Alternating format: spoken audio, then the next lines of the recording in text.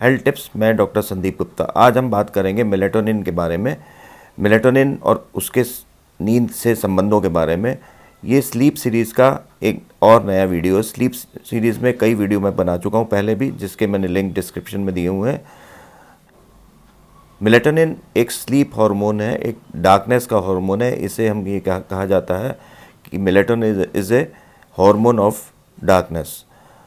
आगे हम बात करें, पहले हम बहुत ही इंटरेस्टिंग चीज़ समझ लेते हैं। इस वीडियो को बड़े ध्यान से सुनिएगा कि मेलेटोनिन सिक्रीट कैसे होता है और उसका लाइट से क्या संबंध है और उसका नींद से क्या संबंध है। हमारे रेटिना में 3 तरीके के सेल्स होते हैं। एक तो होता है रॉड्स, दूसरे कोन्स और तीसरे एक फोटो सेंसिटिव सेल्स होते हैं। रॉड्स एंड कोन्स हमारी जो ब्लैक एंड वाइट विजन और कलर्ड विजन में काम आते हैं। और तीसरे तरीके के जो सेल्स होते हैं photo sensitive intrinsic ganglion cells जैसे कहा जाता है, ये लाइट को रिसीव करते हैं, पर जो रॉड्स एंड कोन्स जो इमेजेस बनाते हैं हमारे ब्रेन में, जो ऑक्सीपिटल लोब में, जिससे हम देखते हैं, उस तरह का इमेजेस नहीं बनाते हैं। ये डार्कनेस और लाइट को रिसीव करते हैं और आगे सिग्नल जो है हाइपोथैलेमस में देते हैं एक न्यूक्लियस को, और फिर वो जो है पीनियल बॉडी, एक जो ब्रेन के ठीक बीच में एक हमारी ग्लैंड होती है, उसको या तो इनहिबिट करते हैं या फिर उसके सेक्रीशंस को बढ़ाते हैं। जैसे ही फोटोसेंसिटिव सेल्स जो होती हैं डार्कनेस को परसीव करती हैं, तो ये जो होती हैं न्यूक्लियस को हाइपोथैलेमस में स्टिमुलेट करती हैं और वो आगे सिग्नल्स पीनियल बॉडी को देता है, जिससे पीनियल बॉडी से मेलेटोनिन सिक्रीट होता है। और इसी तरीके से जब लाइट होती है तो ये रेटिना के जो सेल्स जो होते हैं फोटोसेंसिटिव सेल्स, ये आगे सिग्नल देते हैं न्यूक्लियस को हाइपोथैलेमस में, और फिर वो जो है न्यूक्लियस जो है आगे जो पिनियल ग्लैंड होती है हमारे ब्रेन के ठीक बीच में, उसके सेक्रीशंस को इनहिबिट करती है, यानी कि मेलेटोनिन बनना कम हो जाता है और यहाँ बंद हो जाता है। इस न्यूक्लियस को जो हाइपोथैलेमस में होता है, इस न्यूक्लियस को हम सुपर चियास्मेटिक न्यूक्लियस कहते हैं। हम दिन में जगते हैं, अलर्ट रहते हैं और रात को सोते हैं। ये जो सर्केडियम रिदम है, ये हमारी बॉडी में बहुत ही वेल मैनेज रहती।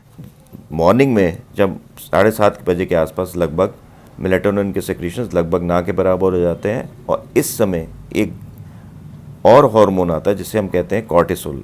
इसके लेवल्स बढ़ने शुरू हो जाते हैं। तो ये कॉर्टिसोल जो होता है हमारी बॉडी को अलर्ट करता है। तो इसके हार्मोन के लेवल्स जो हैं दिन के साथ साथ में बढ़ते चले जाते हैं और करीब 2-2:30 बजे के आसपास मैक्सिमम होते हैं, जिस समय हमारा रिस्पांस शायद सबसे ज़्यादा होता है। पर्सन टू पर्सन वेरी करता है, उस समय रिस्पांस ज़्यादा होता है और उसके बाद धीरे धीरे कम होने लग जाते हैं। और जैसे ही रात होती है तो कॉर्टिसोल के लेवल्स मिनिमम हो जाते हैं और हमारे मेलेटोनिन के सेक्रीशंस बढ़ने लग जाते हैं।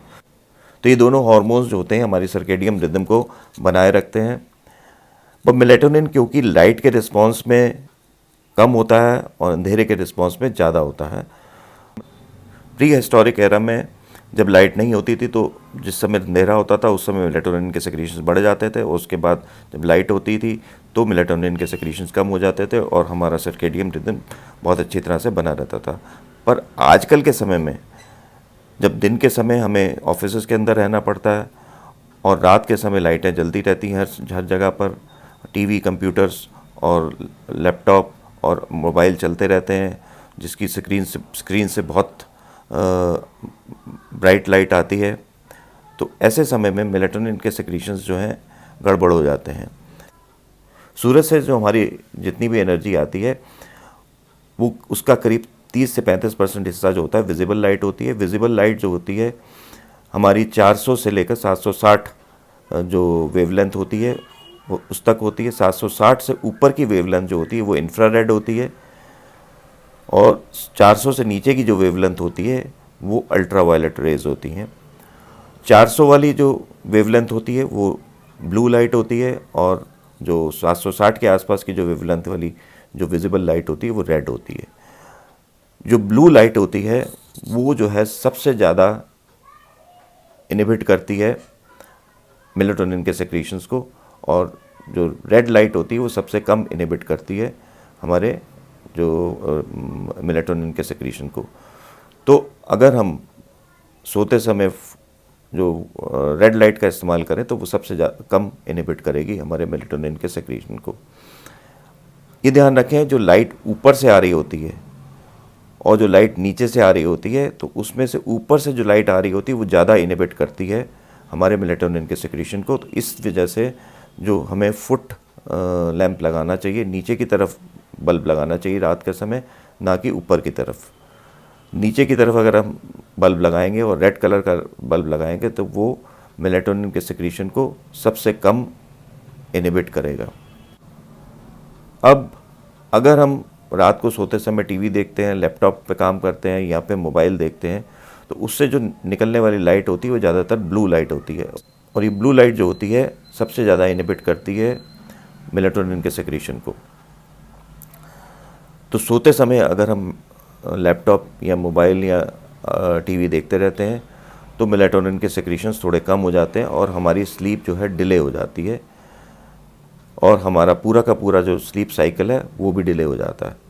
यानी कि हम रात को देर से सोते हैं और देर से उठते हैं, और फिर हमारा जो पूरा का पूरा सर्केडियन रिदम जो है डिस्टर्ब हो जाता है। ये देखा गया है कि जो नाइट शिफ्ट करते हैं और दिन के समय सोते हैं, तो दिन के समय उनके कमरे में बिल्कुल अंधेरा हो तो मेलाटोनिन के सेक्रीशन थोड़े से बढ़ जाते हैं, और इसी तरीके से रात के समय में जब ड्यूटी करते हैं तो उस समय उनको लाइट के जो है एक्सपोजर दिया जाए थोड़ी थोड़ी देर के लिए, तो मेलाटोनिन के सेक्रीशन रात के समय थोड़ा सा इनहिबिट हो जाते हैं। इसी तरीके से जेट लैग में जब हम डिफरेंट टाइम जोन्स में जाते हैं तो हमारे जो है मेलाटोनिन के सेक्रीशंस डिस्टर्ब हो जाते हैं। तो इन सभी चीज़ों को देखते हुए मेलाटोनिन को एक ड्रग के रूप में इस्तेमाल किया जाने लगा है। मेलाटोनिन बिल्कुल सेफ़ नहीं है, एडिक्टिव नहीं है, पर इसके भी साइड इफ़ेक्ट्स होते हैं। तो मेलाटोनिन को बिना डॉक्टर की सलाह के मत लें। आशा है मेरा वीडियो आपको पसंद आया होगा। मेरे वीडियो को शेयर, लाइक और सब्सक्राइब करें। नमस्कार।